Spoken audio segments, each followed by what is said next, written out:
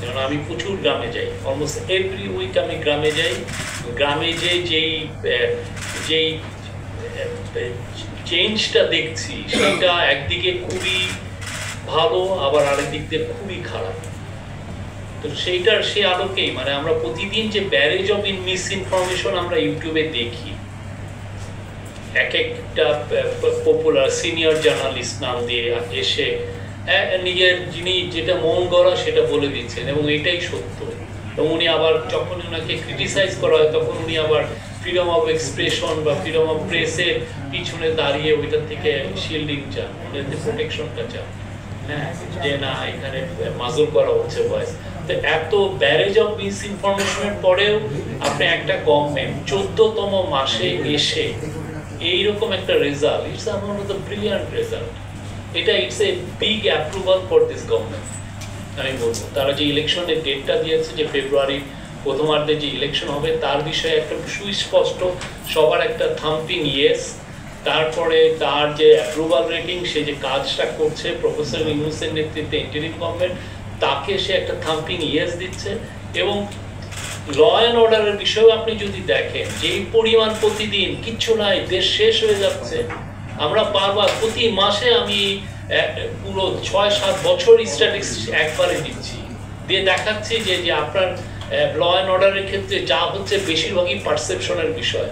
কিছু কিছু জায়গায় বেড়েছে, আমরা অস্বীকার করছি না, কিন্তু যেই ধরনের ভয়ানক রকমের চিত্রায়ন হয় টিভিতে, হ্যাঁ, মানে ব্যাপারটা হয়েছে যে আপনার পাশের বাসায় একটা খুন হয়েছে, আপনি ওইটা দিয়ে ভাবছেন যে পুরো বাংলাদেশে খালি খুনাখুনি হচ্ছে। ব্যাপারটা এরকম হয়েছে। সেই জায়গায় আমি বলবো যে আমি মনে করি, আর এটা তো অনেক বড় সার্ভে, এমন না যে আপনি ছোট সার্ভে দিয়ে আপনি এটাকে কোনো একটা দিচ্ছে। আমি নিজে স্ট্যাটিস্টিক্সের স্টুডেন্ট, ঢাকা ইউনিভার্সিটিতে স্ট্যাটিস্টিক্সে পড়ছি। বড় একটা স্যাম্পল সাইজ এবং রিপ্রেজেন্টেটিভ স্যাম্পল সাইজ, কত যে একটা বড় একটা এবং আমরা প্রথম দিক থেকেই আমরা এটার একটা অভাব বোধ করছিলাম যে আমেরিকান গভর্নমেন্টগুলো আপনি দেখেন বা বিদেশি প্রতি মাসেই সে তার অ্যাপ্রুভাল রেটিংটা দেখে কত, এটা কি ডিক্লাইন করছে না আছে প্রতি মাসে। আমাদের যেটা হচ্ছে যে আমাদেরকে ওয়েস্টার্ন এম্বাসির দু একজন, আমি নাম বলছি না, তারা এসে বলতেছে যে না আমরা তোমাদের অ্যাপ্রুভাল রেটিং আমরা যেগুলো দেখছি যে দেখছিস কনসিস্টেন্টলি মানে খুবই 70-80% মতো। এখন তো দেখছি এটার সাথে মিলে তারা এসে বলছে, কিন্তু আমি তো নিজে আবার ওনাকে ইনোভেশনকে আমরা বলতে পারি আমরা ফান্ডিং করবো, তাহলে বলবো যে এটা টুইস্টেড রেজাল্ট। হ্যাঁ, তো সেটাও তো হয় তো সেই না না না, এটা আমরা চাই না, আমরা এগুলোর মধ্যে যেতেই চাই না।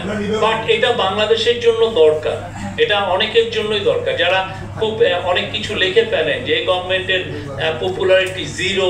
আমরা মানে অনেকে আবার ভাবেন যে আমরা কোথায় যাব। আমিও বোধহয় ডজন খানেক টিভিতে লোকরা এসে আমাকে বলছেন যে আপনার কি ইলেকশনের পরে কি আপনি কি দেশে থাকবেন নাকি পালিয়ে যাবেন, কি ভয়ানক কথাবার্তা। আমি তো বলবো যে 14তম মাসে এসে একটা গভর্নমেন্টের 79 প্রায় 80% অ্যাপ্রুভাল থাকা, it's a shows that people have every মানে people are satisfied with its performance, এই ব্যাপারে কোনো ডাউট নাই। আর সবাই হচ্ছে পুরো দেশটা এখন ইলেকশন মুখী। আমি গ্রামে যে দেখেছি, শহরে দেখেছি, আপনি যদি ওল্ড ঢাকায় যান দেখবেন যে এই বাসী লালবাগবাসী ইনাকে চাচ্ছেন, অনেকে এখন চাওয়া পাওয়ার পর্যায়ে আছেন, তারপরেও হয়তো বা সিলেকশন পর্যায়ে যাবে। তো এই পুরোটা ভরে গেছে ইলেকশনের মধ্যে, মানে অনেক বছর পরে 15-16 বছর পরে আমরা একটা ভালো ইলেকশনের দিকে যাচ্ছি। এবং আরেকটা হচ্ছে যে আমরা যে কথাটা বলছি যে ফেব্রুয়ারি মাসে আমাদের ইন্টারিম গভর্নমেন্ট বারবার বলছেন, প্রফেসর ইউনূস বারবার বলছেন, আমাদের তরফ থেকে প্রেস উইংয়ের তরফ থেকেও আমরা বারবার বলছি, বোঝা গেল যে মানুষের ট্রাস্টটা আছে, মানুষ ভাবছেন যে ভালো একটা ইলেকশন হবে।